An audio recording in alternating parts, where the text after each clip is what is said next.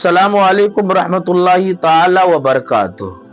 नाजरीन, आइए हम और आप जानते हैं अगर किसी को नजर लग जाती है क्या करें। आइए सुनते हैं मुफ्ती कासिम अत्तारी से, क्या ये खूब बयान किया है। वीडियो को अपने दोस्तों तक जरूर शेयर कर दें। वीडियो को पूरा देखें, स्किप बिल्कुल ना करें। आइए सुनते हैं। एक नजर बद वो होती है कि जो किसी नापसंद करने वाले की लगे, हसद हो ना हो, बस वो नापसंद तो आज करता के है जमाने में तो हसद उसकी लगता नजर ही लग गई। दूसरा होता है कि किसी अपने की नजर लग जाए, नजर इससे भी लग जाती है, बाद औक़ात माँ बाप की औलाद को लग जाती है। इसलिए कहते हैं कि वो माशाअल्लाह, सुबहान अल्लाह, अल्हम्दुलिल्लाह, इस तरह के अल्फाज साथ में कहने चाहिए। बल्कि हदीस मुबारक में फरमाया माशा अल्लाहु ला कुव्वता इल्ला बिल्लाह, अगर ये कह दिया जाए तो नजर नहीं लगती। जब कुछ शय अच्छी लगे, किसी की गाड़ी है, किसी का कारोबार है, कपड़े हैं, कोई और खूबी है, तो देख के बोल दिया माशा अल्लाह, माशा अल्लाह ला कुव्वता इल्ला बिल्लाह, इतना पढ़ देंगे तो नजर नहीं लगेगी। तो चाहने वाले की भी नजर लग जाती है। अच्छा, बाद वक़्त अपनी भी लग जाती है, ये भी आपको अर्ज करूं, नजर बाद वक़्त अपनी भी लग जाती है, ये भी एक हकीकत है। मुहद्दिसीन ने इसके ऊपर बाकायदा बड़ी तफसील से कलाम किया है। तो इसलिए थोड़ा सा ज़रा सेल्फियों से भी परहेज़ी करनी चाहिए कि हम जितनी सेल्फियाँ लेते हैं नज़र भी उतनी लगती है। और सेल्फी लेते इसलिए हैं कि कितना अच्छा लग रहा हूँ, यहाँ खड़ा हुआ कैसा लग रहा हूँ, वहाँ खड़ा हुआ कैसा। तो आज के ज़माने में असर। तीसरी नज़र होती है हासिद की नज़र। हासिद की जो नज़र होती है ये पहली दोनों नज़रों से ज़्यादा ख़तरनाक होती है। उलमा ने इस पर फरमाया है कि नज़र असल में लगती कैसे है। इंसानी आँख से जो शुआएँ निकलती हैं, इन शुआओं के अंदर जहरीलापन भी होता है।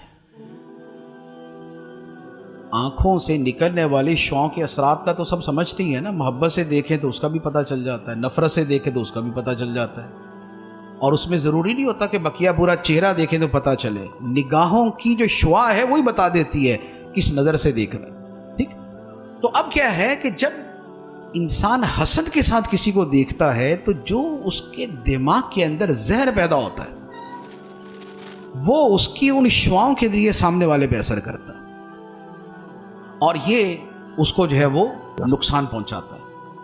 तो इसलिए हसद वाले की जो नज़र है ये भी बड़ी शदीद होती है। इसलिए फरमाया गया कि अपनी नेमतें छुपाकर हासिदों से बचो। बिला वजह हर एक के सामने जाके अपने कारोबार की बातें या अपने पैसों की बातें या अपनी ऊंची ऊंची बातें ये नहीं करनी चाहिए।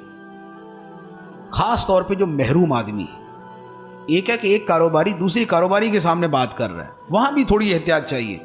एक ये है कि उसके सामने बात कर रहा है कि जो बिल्कुल महरूम है, कि जो निगाहे हसरत और निगाहे हसद डाल देगा, उससे बचना चाहिए।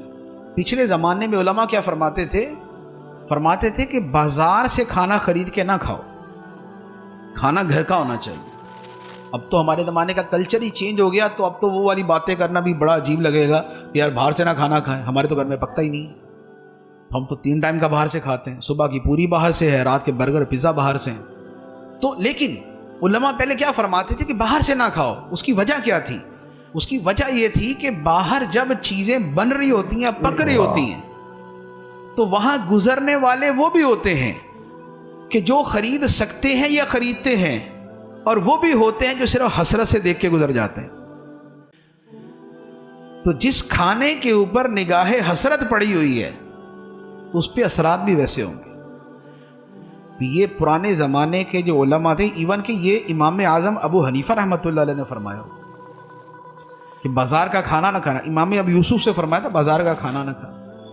तो ये चीज़ें जो हैं इनके असरात होते। तो अपनी नेमतें छुपा के हासिद से और हसरत वाले से बचना चाहिए। और बिलफर्ज अगर महसूस हो के नज़र लग गई या महसूस ना भी हो तो जो सुन्नत है कि सूरह फलक और सूरह नास पढ़ के रोज़ाना रात को अपने ऊपर या अपने हाथों पे दम करके अपने बदन पे, चेहरे पे, जहाँ जहाँ हाथ पहुँचे वहाँ पर फेर ले, तो इंशाअल्लाह ये नज़र से हिफाजत रहेगी।